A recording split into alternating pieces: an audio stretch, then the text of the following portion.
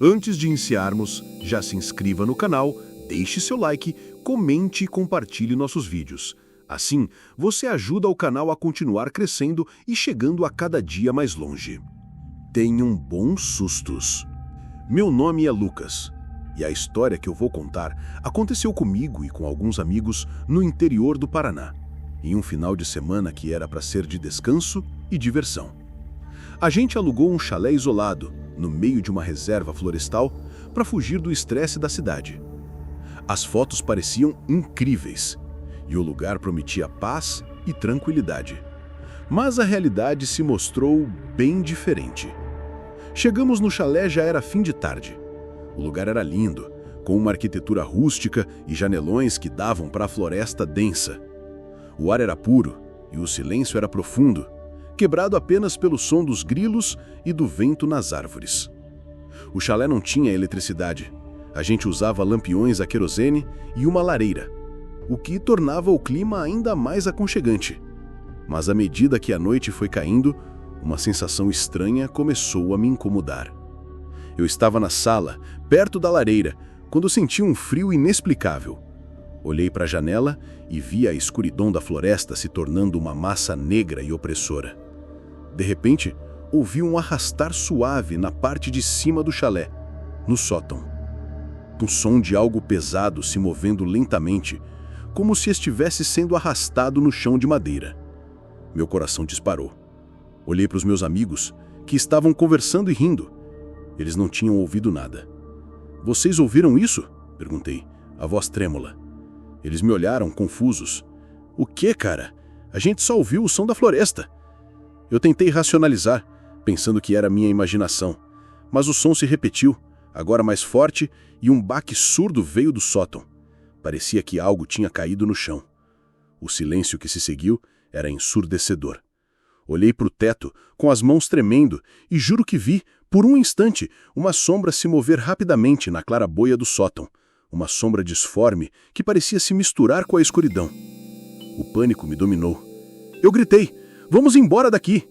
E os meus amigos, assustados, me seguiram. Corremos para o carro, sem olhar para trás. Corremos sem parar, até chegar na estrada principal, onde o som do motor nos deu a sensação de segurança.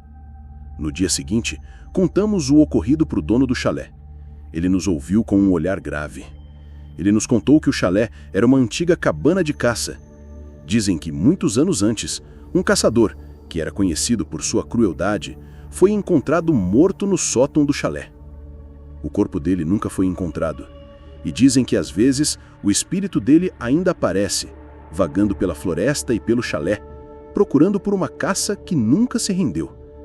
Nunca mais fui a um chalé no interior, e sempre que o frio me atinge e o silêncio me domina, um calafrio me percorre, porque eu sei que a última noite no chalé ainda está lá, esperando por uma nova caça, e que algumas almas, mesmo na morte, nunca encontram a paz.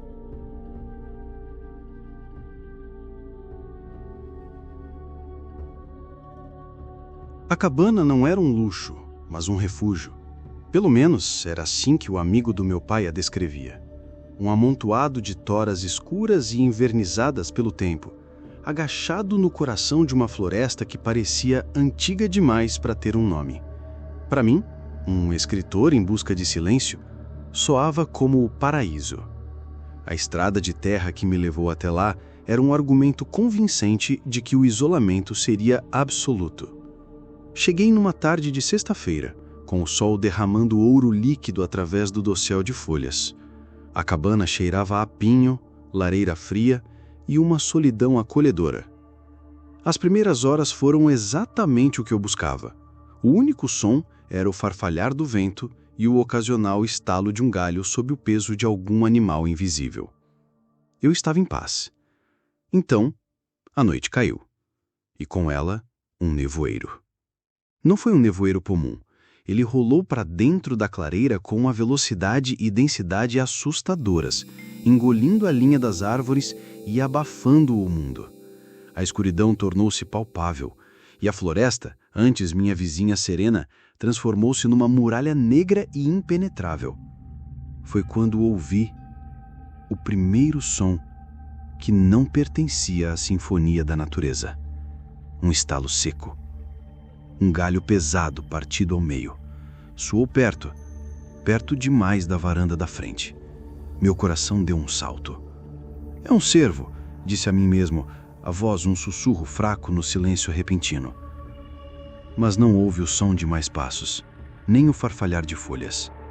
Apenas uma quietude pesada, como se a floresta inteira estivesse prendendo a respiração. Tranquei a porta, o som da fechadura ecoando como um tiro. Puxei as cortinas, mas a sensação de estar sendo observado já havia se instalado, uma pressão fria contra os vidros das janelas. As horas se arrastaram com a lentidão de um nesadelo. Tentei focar no meu manuscrito, mas minha audição estava aguçada, captando cada mínimo ruído. E então, eles começaram. Primeiro, um arranhão. Suave, quase imperceptível, na parede dos fundos da cabana. Pensei que fosse um galho balançando com o vento, mas o som era metódico. Arranha, pausa. Arranha, pausa. Como unhas longas e sujas sendo arrastadas lentamente pela madeira, testando sua solidez. O medo, um nó gelado no estômago, começou a se formar. Levantei-me, pegando a faca de pão da cozinha, a arma mais formidável que consegui encontrar. Cada tábua do assoalho que rangia sob meus pés parecia um grito, denunciando minha posição. No momento em que me aproximei da parede dos fundos da cabana, o som parou. Silêncio. Um silêncio que berrava perigo. Voltei para a sala principal, o coração martelando descompassado no peito. Foi quando a vi. Pela fresta da cortina da cozinha, uma silhueta se recortou contra o negrume lá fora. Não era um animal. Era alta, anormalmente esguia, e o formato da sua cabeça era alongado, desumano. Durou um piscar de olhos. No instante em que meu cérebro processou a imagem, a forma recuou para a escuridão como fumaça. O pânico me atingiu com força total. Eu não estava sozinho. Havia algo lá fora, e sabia que eu estava aqui dentro. A noite se transformou numa sessão de tortura psicológica. Os sons mudaram. As unhas foram substituídas por batidas. Não eram batidas fortes de quem tenta arrombar. Eram toques suaves, pacientes. Um toque na porta da frente. Silêncio. Um toque na janela da sala. Silêncio. Um toque no telhado, logo acima da minha cabeça. A coisa estava circulando a cabana, testando cada centímetro, cada ponto de entrada, com uma calma que era infinitamente mais aterrorizante do que a violência. Num surto de coragem ou estupidez, eu gritei: "Quem está aí? O que você quer?" A resposta veio na forma de uma risada. Baixa, gutural, parecia borbulhar do fundo de uma garganta cheia de lama e folhas podres. Aquele som não pertencia a um ser humano e pareceu vir de todos os lados ao mesmo tempo. Passei o resto da noite encolhido no canto mais distante da porta, a faca tremendo na minha mão suada. Comecei a ouvir sussurros sibilantes na chaminé, palavras numa língua que eu não reconhecia, mas cujo tom era inequivocamente malévolo. Um cheiro de terra úmida e carne em decomposição começou a se infiltrar pelas frestas sob a porta. O amanhecer pareceu uma eternidade. Quando os primeiros e tímidos raios de luz cinzenta finalmente violaram o nevoeiro, um silêncio absoluto e repentino caiu sobre a floresta. Os sons, os sussurros, o cheiro, tudo desapareceu como se nunca tivesse existido. Esperei mais uma hora, até o sol estar forte o bastante para queimar minha paranoia. Tremendo de exaustão, destranquei a porta e olhei para fora. Não havia uma única pegada na lama macia ao redor da cabana. Nenhuma marca, nenhuma evidência. Parecia que tudo havia sido um delírio febril. Exceto por uma coisa.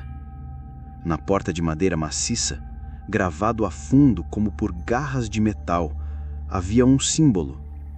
Um círculo com um único ponto no centro. E ao redor de toda a circunferência da cabana, na altura do meu peito, as marcas de arranhões que eu vi durante a noite eram visíveis. Sulcos de profundos e paralelos, marcando a madeira a cada poucos metros. A criatura havia metodicamente marcado o seu território, e eu estava dentro dele. Não fiz as malas. Joguei minha mochila no banco do passageiro e fugi. O ronco do motor do carro era a música mais doce que eu já havia ouvido. Ao acelerar pela estrada de terra, arrisquei um último olhar pelo retrovisor. E eu a vi. Na borda da clareira, parcialmente escondida pela sombra de um pinheiro antigo, estava a silhueta alta e esguia, imóvel. Apenas uma forma de escuridão contra a escuridão, me observando partir. Nunca mais voltei. O manuscrito ficou inacabado. Tento me convencer que a exaustão e a solidão pregaram uma peça na minha mente. Mas às vezes, em noites muito silenciosas, quando o vento assovia do lado de fora da minha janela, na cidade, juro que ouço um arranhar muito suave na parede. E sei com uma certeza que gela minha alma que aquela coisa não estava apenas me assustando, estava me marcando e que de alguma forma ainda está esperando. Era um rancho de caça que pertencia à família da minha esposa há gerações. Um lugar rústico, no meio do mato, com paredes de madeira escura, lareira e o cheiro de floresta úmida que parecia impregnado em tudo. Nos anos 90, decidimos passar um fim de semana por lá, só para fugir do barulho da cidade. Eu estava empolgado, mas minha esposa, Maria, parecia um pouco distante. Lá não tem paz, ela me disse. E eu, ingênuo, achei que era só saudade de casa. Chegamos já no final da tarde. Assim que descemos do carro, uma névoa fina começou a se formar, subindo do chão da mata. A casa parecia engolida pela escuridão. Dentro, tudo estava igual a como Maria se lembrava. Os móveis pesados, as fotos de caçadores de cara fechada nas paredes, o silêncio pesado. A primeira noite foi tranquila. Tirando o chiado do vento nas frestas e o estalo da madeira, nada fora do comum. O problema começou no sábado, durante a madrugada. Acordei com um som estranho, um tipo de choro abafado vindo de algum lugar do rancho. Maria estava dormindo pesadamente do meu lado. Me levantei, calcei meus chinelos e fui ver o que era. Andei devagar pelo corredor, passando pela sala onde a lareira já estava apagada. O som parecia vir da cozinha, uma espécie de lamento suave e triste. Quando cheguei na porta, parei. Não era um barulho humano. Parecia um bicho. Um cachorro, talvez? Mas que cachorro faria um barulho desses? Eu parei ali por alguns segundos e o choro cessou. O silêncio voltou, ainda mais profundo. Decidi voltar para a cama e, assim que deitei, senti um frio súbito. Maria ainda dormia, a respiração calma. Fechei os olhos. Foi quando eu ouvi o choro novamente, mas dessa vez ele estava mais alto, bem na janela do nosso quarto. Era um som desesperado, um gemido que me fez sentar na cama, o coração martelando no peito. Eu abri a boca para acordar Maria, mas o som mudou. O choro se transformou em uma risada. Não uma risada alegre, mas algo rouco, um som que parecia rasgar a garganta de quem o emitia. E a risada, eu juro, era a risada da minha esposa. Eu me virei, o suor frio escorrendo pela nuca, e a vi, lá, deitada do meu lado, a respiração ainda lenta, calma. Ela estava dormindo, e a risada, do lado de fora, continuava. Eu não conseguia me mexer, o terror me prendendo. Minha mente gritava que não era Maria, mas o som, a inflexão, era dela. A risada se tornou mais alta, parecendo ecoar na floresta inteira. De repente, uma pancada forte na janela. Eu gritei, me encolhendo, e só então Maria acordou, assustada. "O que foi?" ela perguntou, a voz sonolenta. A risada parou. O silêncio da casa, mais uma vez, me engoliu. Eu não consegui falar. No dia seguinte, contei a ela tudo. Maria me ouviu com um olhar distante, quase como se soubesse o que eu ia dizer. Quando terminei, ela balançou a cabeça. Você estava certa. A casa imita quem ela quer assustar. Nós fomos embora naquele mesmo dia. Nunca mais voltei. A casa ainda está lá, no meio da floresta. E, de vez em quando estou em casa, em segurança, eu ainda me pego prestando atenção em cada barulho. E tenho um medo inexplicável de ouvir a risada da minha esposa quando ela não está perto de mim.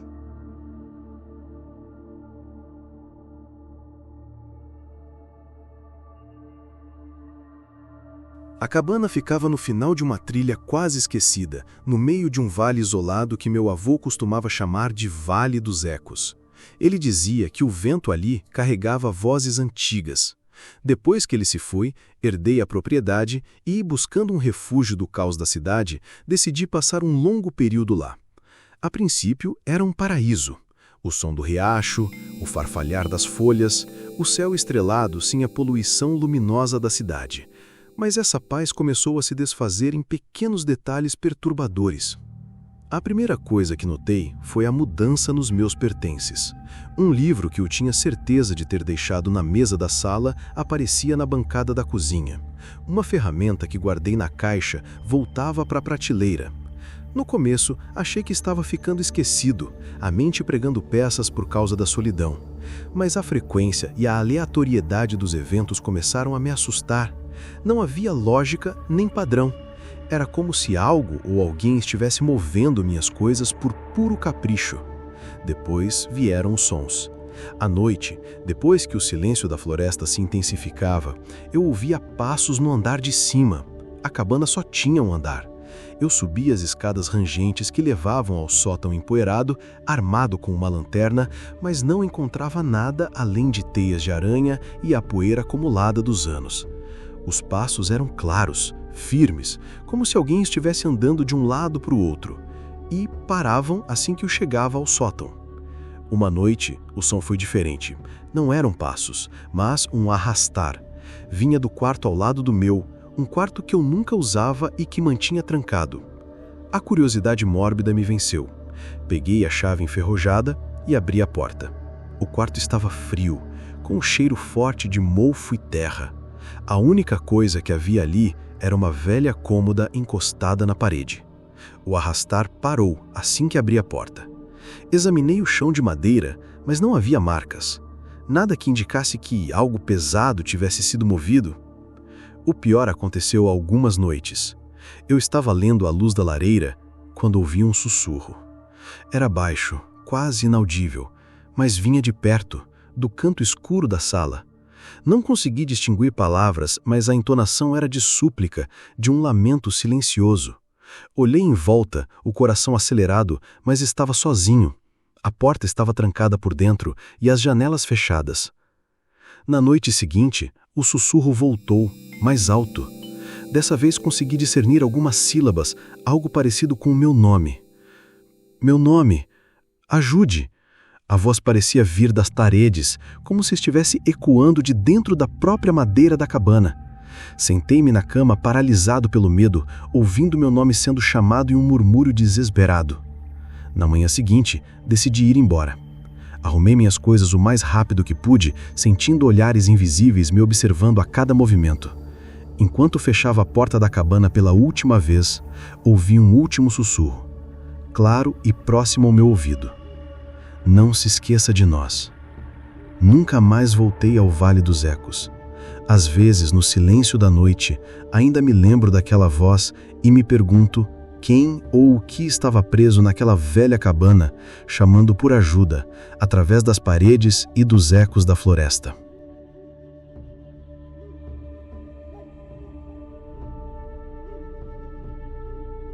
A cabana era um A-frame de madeira escura, escondida em um bolsão de mata tão densa que os raios de sol pareciam ter medo de entrar.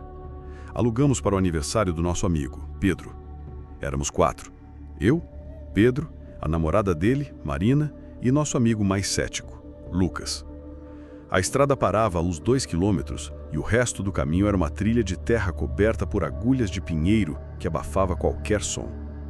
Chegamos no final da tarde e o lugar já tinha um silêncio pesado e opressor. A primeira noite foi assustadora na medida certa. O vento uivando entre as árvores, o estalar da madeira da cabana. Lucas, como sempre, zombava do nosso medo. É a mata, gente, não é filme de terror. O problema começou no segundo dia. Marina estava arrumando a despensa e achou um bilhete colado na parte de trás da porta.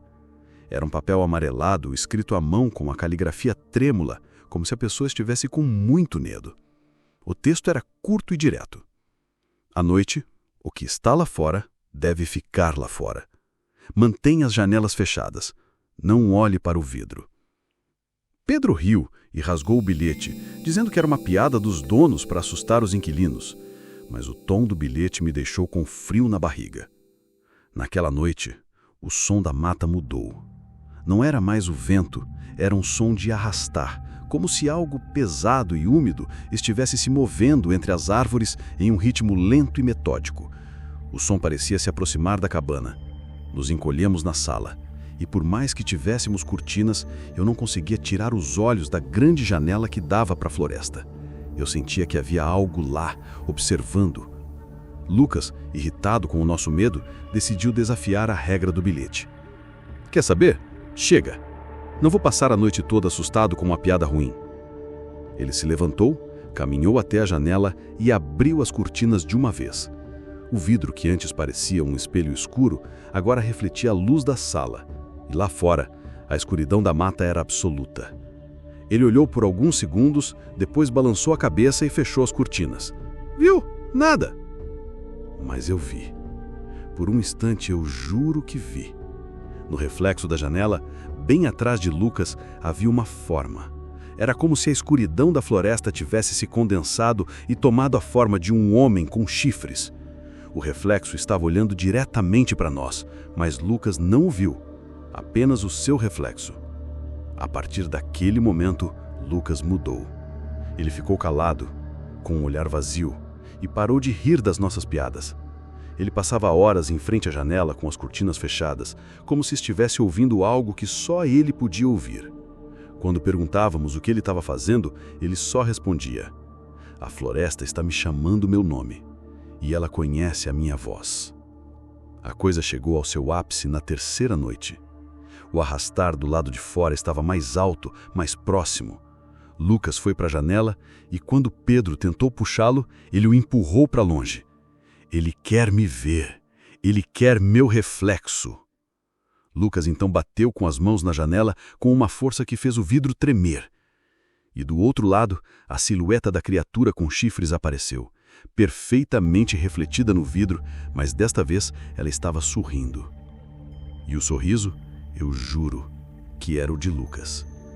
Nós fugimos naquela mesma noite. Corremos pela trilha de terra até o carro, com o som do arrastar nos seguindo. Nunca mais olhamos para trás, nem tivemos coragem de perguntar o que aconteceu com Lucas. Eu me pergunto se ele está lá, na cabana, preso ao reflexo, ou se tornou parte da floresta, se tornando um dos seus habitantes. O único eco que ficou na minha cabeça é o som de uma voz sussurrando e o estalar de uma madeira me chamando para perto da janela.